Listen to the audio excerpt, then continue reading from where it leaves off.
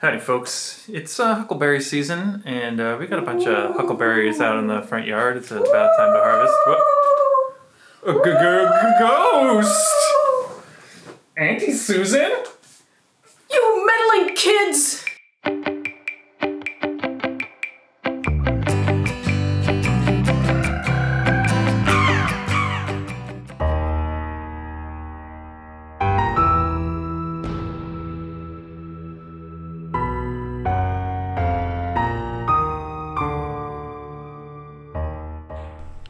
Listen, I don't want to alarm you, but I just narrowly avoided a plot with the help of some kids, the crux of which was pretending that my house was haunted. Anyway, we got these huckleberry bushes out in our front yard, only one of which is really big enough and in the sun enough to really produce a good amount of huckleberries, which it usually doesn't do, but this year I was pleased to see that it had a pretty decent number of huckleberries on it. Now, the thing about huckleberries is they're tiny and they're difficult to harvest, mostly because you get a lot of dead flowers, you get unripe ones, overripe ones, you get leaves and sticks and stems and all sorts of stuff when you're trying to harvest them. And in case you're wondering, you'll know they're ripe when they sort of turn dull. Before they're ripe, they have sort of a shiny texture, but you can see here that these have sort of turned dull, which is nice. I ended up having to pick out a lot of little stems and seeds and whatnot, as I was talking about. I did find that if I put some water in there, a lot of the garbage would float to the top.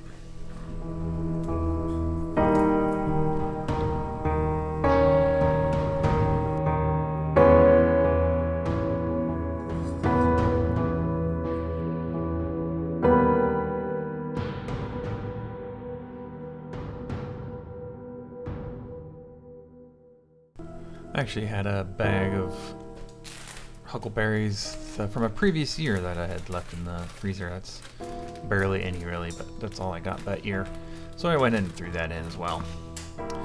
Now I ended up with 240 grams of huckleberry, and I decided to put in 120 something grams of sugar.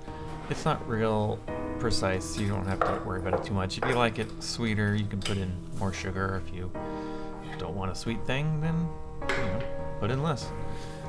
You just wang it on the stove, and you don't need to blast the heat, but you do need to heat it up to get the sugar to dissolve. I also put in a little water to help the process along. I let them simmer here on the stove for about 10 minutes just to get those berries nice and soft and extract some flavor. And once that was done, just went ahead and strained it out with my trusty grain bag. Give it a good squeeze to get all of the juice out of there. And it ended up with, looks like 250 mils. Threw in a little bit of balsamic vinegar just to, I don't know, jazz it up. Do what you like, there's no rules. Pour it in the bottle, and we are ready to make a drink. Looks like blood. So I thought I would make a spooky kind of drink for this huckleberry syrup. And I was gonna make a whiskey sour, and I decided that maybe it would go better with cognac. So I thought maybe it would be like a huckleberry sidecar kind of situation. That sounds pretty good. And then I thought, you know what I need to do is use up some of this Pasubio. I don't know if you've ever had Pasubio, but it's a wine-based Amaro from Cappelletti, and it's got a lot of sort of blueberry notes, mountain blueberry flavors in it, which are really delicious. So yeah, that's what we're gonna do. I think we're gonna call it the Dr. Acula.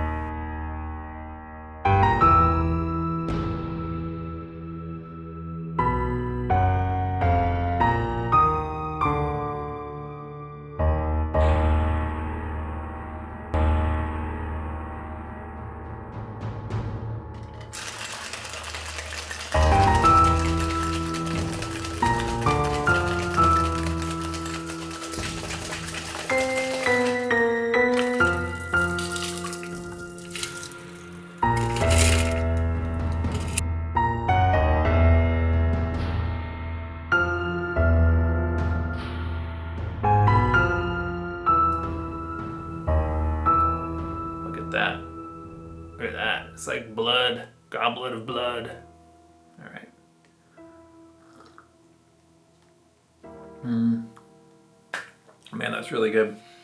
The Huckleberry and the Cognac was a great call. It's sweet. It's tart enough. The lemon, this Pasubio lends a little bitterness to it, which is really welcome. Whew, yeah, this is one that you could try for your Halloween festivities alone at your house because no one's allowed to come over. All right, thanks for watching, everybody, and like and subscribe and whatnot. We'll see you next time. I don't want to alarm anyone, but I think my neighborhood has a serious spider problem. Look at these things, they're huge.